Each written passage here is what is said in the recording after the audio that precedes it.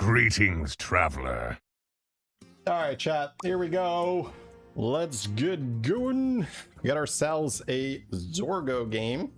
Fly the flag. So this is probably one of my favorite, if not my favorite anomaly, because people do ask that quite often. Like, what's your favorite anomaly? It's Fly the flag is really up there. Beast, Dragon, Mech, Quillbore, Undead, and we're grabbing a Thorim. That's fun. Now, you cannot flag your 7-drop, but you can get synergy with your 7-drop and then do some flag stuff. So there's still very cool, fun stuff. Ooh, so we missed on Beatboxer. I think that was what he was looking for, right? Beatboxer and then flag on the Clunker Junker. But Last One Standing is one of those tempo cards that you can be okay with. It just helps you stay alive. It chooses to skip on the dragon, goes for the Lullabot. I think that's fair. The dragon's a little weaker this time around. A little bit weaker early game dragons than when it was premium. Moira is not in, right? No, Moira isn't the 7-drop anymore. I think Deos was a thing, right? And then Deos was removed. So now you have no Moira and no Deos. That's kind of interesting. Maybe they could bring Moira back, yeah. So you saw him cycle the coin earlier, just to maximize his gold spend for his hero power, which is why it's a good idea to do that by default, so that you don't accidentally miss going for gold spent if it matters for your hero power. So in this case, a Thorim, but it could also be a Denathrius, which has a gold spent quest or cards to the hand quest or so. So far, just kind of cruising. Thorim doesn't have a hero power for a long time. What I mean with that is the hero power doesn't affect your game for first 7, 8, maybe even 9 turns, depending on what's your gold spent. Gonna level here, even though we have the rover pair. The other minion we buy is a Sleepy, and I guess that's not very good. Also has a nice curve here. Could level again next turn. In Fly the Flag, you're pretty much forced to level like this because you want to be on tier 4 already when turn 6 happens, because that's when you have your second flag, and you really want to start putting good 4-drops in the pool with the flag. So that can be the blue shell, that can be Clunker Junker, we talked about it earlier.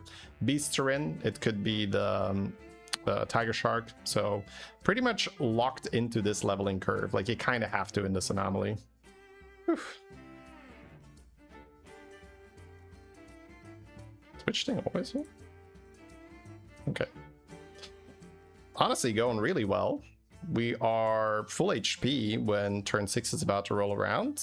Got that second flag. No target in the shop yet. Gets a Rylak portrait. Also token. Token and flag don't really work that well. Ooh, tier 7 again. It's probably a second shot for Beatboxer, I would imagine, if I look at the 7-drops. You have Stitch and Kodo, but he can only have one. Oh. Takes the raw, yeah, he's like, I can't have Stitch and Kodo. So feels like he has been missing on the Beatboxer, man. That is rough.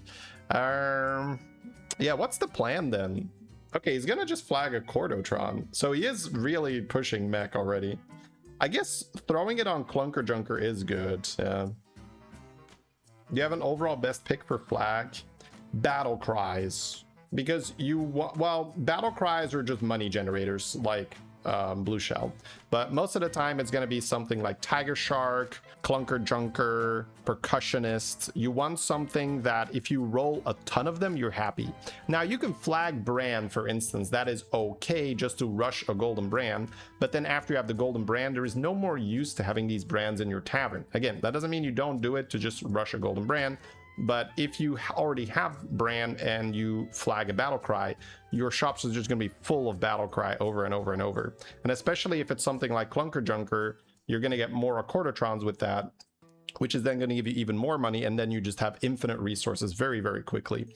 And when you see these high-level players, if possible, they will always just push for infinite resources. And that sounds like, well, duh, right? But it's one of those things where you can follow their thought pattern a little bit easier, be like, oh, if possible, acquire infinite resources and then use infinite resources to do whatever is best.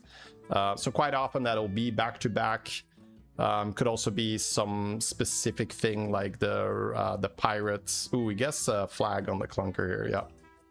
There's like Ravager plus Ravager that G likes to do. It's this thing where the undead pirate, ooh, doesn't go. Oh, he's building a stack on a Cordatron. That's interesting. Wait, is he still trying to get Beatboxer somehow? I guess Rylak is in as well, so he could technically have Rylak next to a Golden Junker. That's a lot easier to find Clunker. So he's probably staying on tier 4 for a little bit to just farm gold with the Accordatron and the Clunker. I think I've seen him do this before, where he actually stayed on 4 quite a bit longer, just to chill and farm. There's gonna be a big loss here. With a Greater Trinket, he could get it. That's true. I guess he might still be pushing for Beatboxer. Yeah, Greater Trinket, Beatboxer.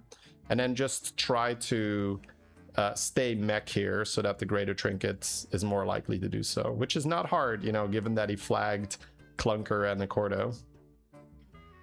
Yeah, so I think he is still stacking, yep. Okay, so he's passing on the Accordo triple there because he wants the Clunker. It's actually more money to buy Clunker than it is to buy a Accordatron. And because he flagged the Cordatron, ooh, duo. Man, if he gets the thing now, if he gets Beatboxer from the Greater Trinket, he can immediately make 2 Beatboxers. That would be sick. So what I was saying is he flagged the Accordo, which means that he's going to get more Accordatrons from Clunker Junker. And if you buy Clunker Junker instead of buying a Accordatron, you pay 1 gold less because you can still sell the Clunker.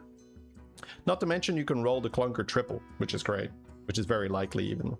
So it's turn 8, our 7-drop just unlocked, so we're gonna get a little bit more tempo here. He's gonna triple sell for another Clunker. I love it. Are we clunking the 7-drop? Nope. He's just all in, bro. I love it. He's just like, I'll get that Beatboxer next turn. That's fine. My duo is already ready for this Beatboxer. I have this huge stack on Accordo. Now, if he misses on Beatboxer next turn, I actually wonder what he does with that Accordatron. Is that just going to get tripled and put on something? I guess he plays Inventor in the long run, right? Holy beast. So this is what happens when you flag Tiger Shark. Maybe he also flagged Bran to rush Golden Bran. It's possible. But yeah, this is a board. All right. Damn. Now Zorgo will have good money here. He has tons of Accordatrons ready to go. We've got flag procking, we've got duo procking, we've got the Greater Trinket procking, so lots of stuff coming his way. All right, another flag, no Boxer, but he gets Tome. He could keep trying, and Fishing Rod. He can just keep gambling like the Boxer is right around the corner, baby. Let's go. Now, Corrupted Tome, it's easier to triple because he has so many Clunker Junkers in the pool. So I actually like that idea to chase the discoveries. If he gets Discover a 7-drop here, he just holds that, right? Oh, can he double level? He can. I guess you do it. I don't know. You could, well, yeah, he kind of wants it now because Duo's about to proc. This is his shot for Beatboxer because if he hits Beatboxer, it's 2 of them. Ah, he gets it. Okay, bro. See, I already talked about this in previous streams and videos where I feel like there is this bell curve, meme where at the very low end, the people that are not very good at the game, they just say like, oh, just force this. And then you have all the people in the middle who say forcing is bad, you gotta be flexible. I consider myself still somewhat part of that, maybe like more on the upper end, but you know, saying like, oh, you know, you want to be flexible. And then the very, very, very high level players say just force it. But they are so good that they don't die while they are forcing it.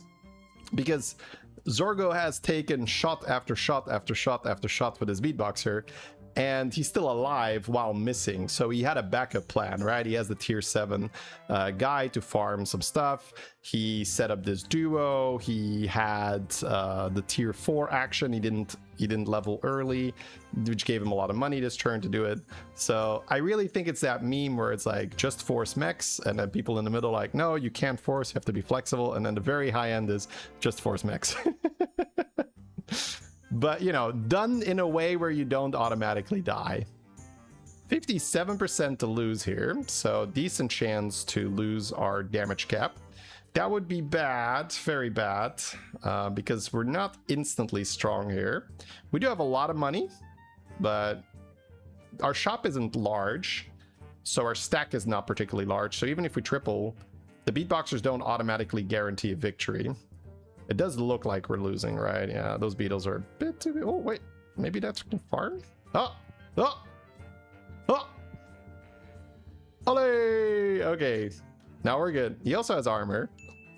Right, that came from the thing. And he has a... Oh my god, bro. Triple clunker with 2 beatboxers ready to go. Whew.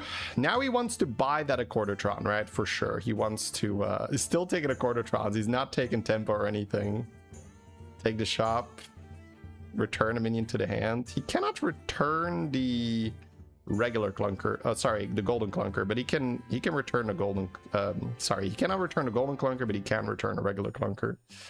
All right, dude, he can die this turn, right? You can see how he plays. Oh, he can just take the stack back to his hand. Duh. That's what he's doing. Yeah, he's just gonna take the stack back to his hand. He's not gonna take a clunker to his hand. Jesus, bro. I can't believe I didn't instantly... Like, I've even seen people do this, right? Not even like one time. I've seen them do this quite often. So yeah, this is a very good prize if you're playing this type of comp.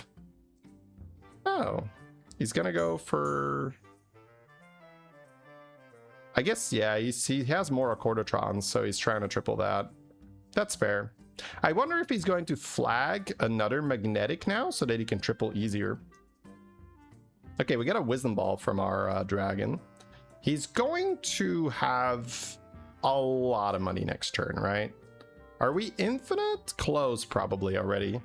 Because he has tripled his Accordatron this turn, and there were lots of Accordatrons on it. He's played Clunker. He's taken it back to the hand and magnetized again. So there is a lot of money. So he's going to need a really good turn here because people are getting very strong. And he's still in the build-up phase where he's just generating his economy. You can see that his board is just not impressive yet, right? Whereas the opponent here playing Quillbore, actually quite a bit stronger. Now, we're still in the better position because the opponent also is below damage cap and doesn't have infinite money. So, like, is a bit capped, the Quillbore lad. We got blue shell cash. We have no fly to flag yet, right? 80 gold. Yeah, pretty infinite. Now then again, these guys can sell a lot of gold. Still goes for the blue shell here. Still feels like he might need more money. Bro, Jesus, still taking a Accordatron, right? He's not even taking anything for tempo. Okay, we get a reward. He's like, okay, I have enough money.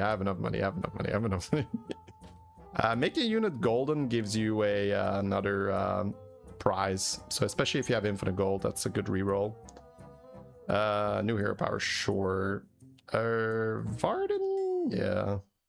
Varden slows you down a bit though when you're rolling for magnetics, so that's like a minor downside. But he has wisdom.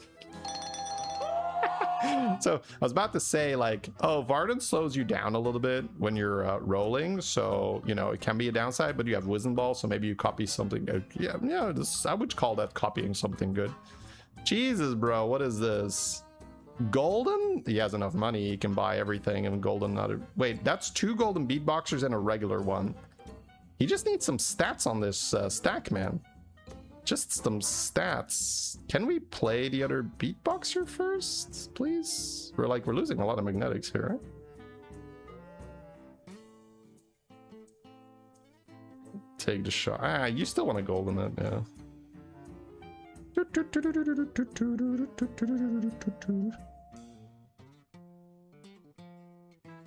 Another 7 drop? I mean, does it matter? Oh, yeah, no, it's another golden. You're kidding.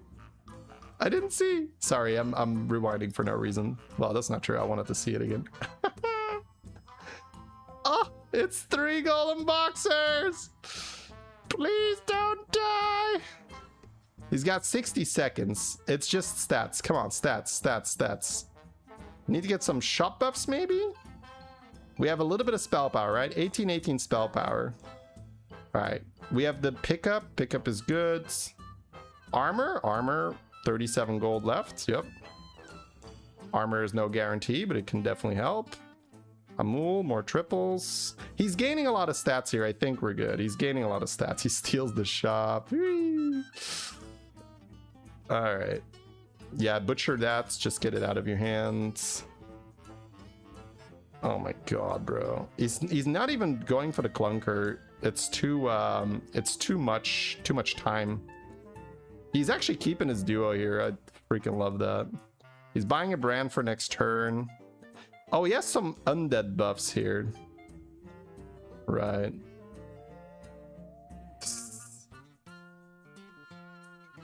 Freeze? I mean, it doesn't matter. He's gonna roll more, but... Oh, no!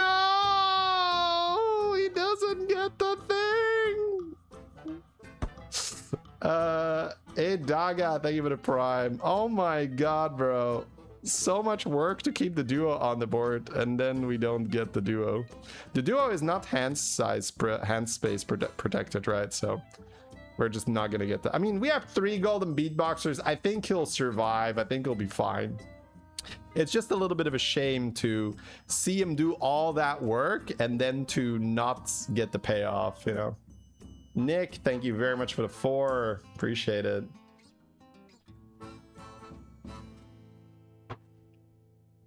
Yeah, he has a lot of spell power.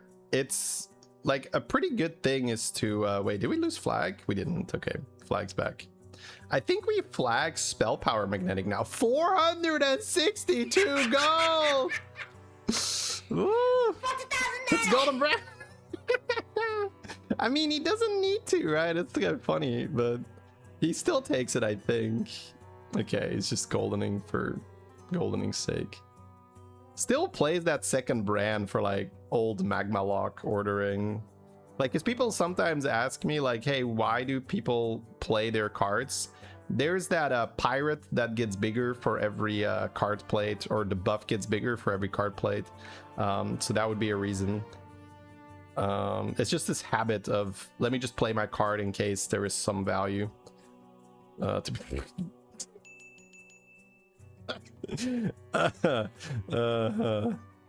Okay, he gets ENR. Nice. He doesn't even want the clunkers. It's like too much time. Yeah, just take spell power. Yeah, I think right now it's just roll shop buffs and just get that spell power mech. Because you are not...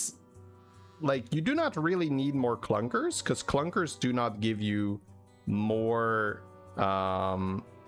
Clunkers do not give you more stats on the board. They give you a little bit of stats on the board, right? You have a lot of beatboxers, so they give more than a little bit, but they give almost nothing compared to shop buffing and then getting... yeah, he doesn't even want more beatboxers from the wisdom ball.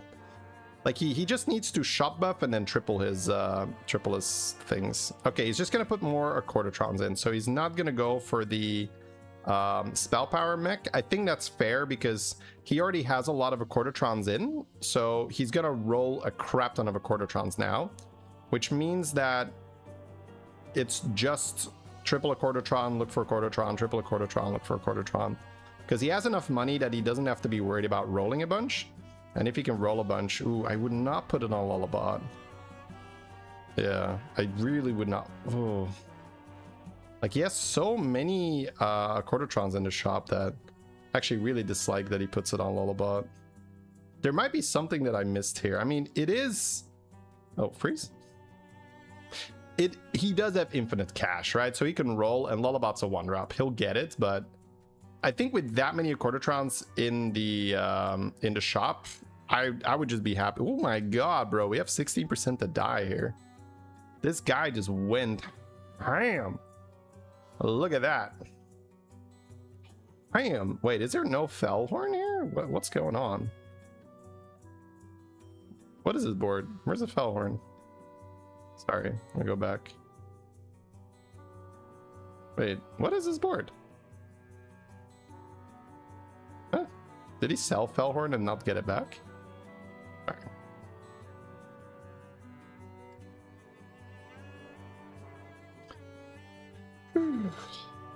My god.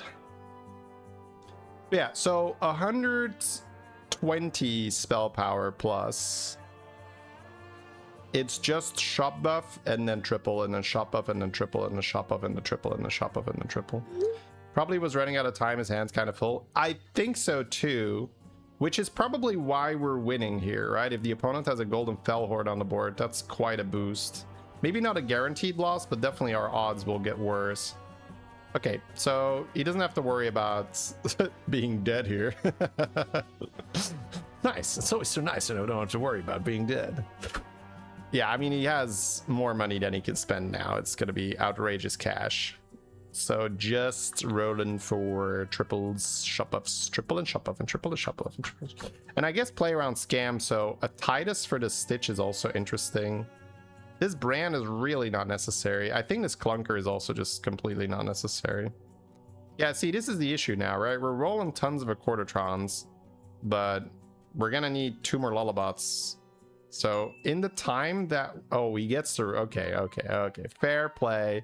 Fair play. He knows he has that as an out. He has that as an out. He knows he can get the prize to pick it back up. All right. Still, I think it's a little needless, but like he has so many things to think about. The fact that he just knows, oh, if everything goes to shit, I can just always pick it up with a prize. Like, that's fine. Yeah, Hamul is also fun. You're probably gonna get a lot of Accordatrons in that Hamul. So many prizes it's generating. Yep. Yeah, I genuinely think that he's not, like, it doesn't really matter whether he has clunkers or not. Like, oh, but he just takes it for the triple. He even sells brand because it would take too much time. Well, also he needs to have a he also needs to have board space, right? And he doesn't want to sell a Stitch. That's so funny. I mean, just click, yeah. Yeah, get rid of the Varden's probably fine. Sure. I don't think Silas even matters. I think Silas will just slow you down too much. Like, you don't actually want to discover 6-drops at this point, right? But there's so much to think about, and a lot of it doesn't really matter. You're going from, oh, I am winning really hard, to I'm winning slightly harder. Every time he plays this stack, the Beatboxers are getting more than 3,000 stats. Not to mention his, oh, he's gonna triple it. Oh. Slight whoopsie there. Yeah, he's gonna go here again and try to get the pickup thing again. So I guess Titus is still kind of interesting. And just shop buffs, right? He can get way bigger with shop buffs. You see 1,000 golds? You're gonna see a lot more next turn. This is what happens with 3 golden Beatboxers in a fly to flag lobby. Just a lot of good stuff. A lot of good stuff, chat. Let me tell you. Flag is just very fun to play and watch. Anyone else have that same feeling here? I used to underrate fly to flag in just how cool and powerful it was. But when, I think it was Jeeve, it's always Jeeve. When Jeeve started flagging blue shells and economy, I was like, oh, right, that's how you're supposed to do this.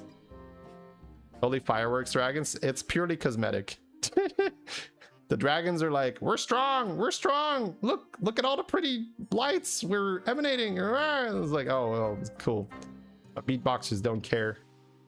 My Beatboxers don't care. Isn't he scared of gold overflow? I don't think that's a thing anymore.